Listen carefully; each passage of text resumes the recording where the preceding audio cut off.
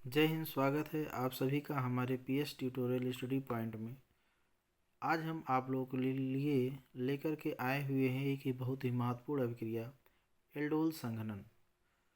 Aldol संघनन से बच्चों को बहुत समस्याएं होती रहती हैं और एल्डोल संघनन परीक्षा के दृष्टि से बहुत ही महत्वपूर्ण है, जो हर वर्ष परीक्षा में पूछा जाता है।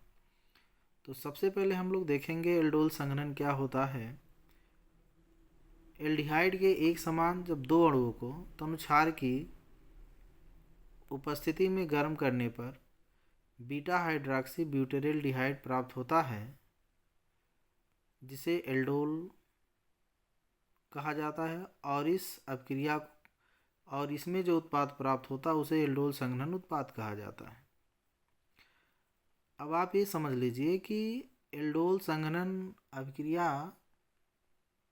केवल वही एल्डिहाइड और कीटोन देते हैं जिसमें कम से कम एक अल्फा हाइड्रोजन उपस्थित होते हैं तो अगर उसमें अल्फा हाइड्रोजन अनुपस्थित है तो वह एल्डोल संघनन अपक्रिया नहीं देता है। आइए हम लोग देखते हैं।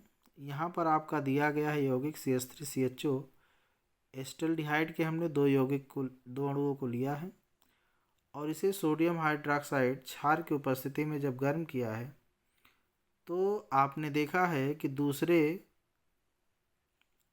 एल्डिहाइड परमाणु के अल्फा कार्बन से हाइड्रोजन निकल करके पहले कार्बन के कार्बोनिल समूह के ऑक्सीजन से जुड़ता है और OH में परिवर्तित हो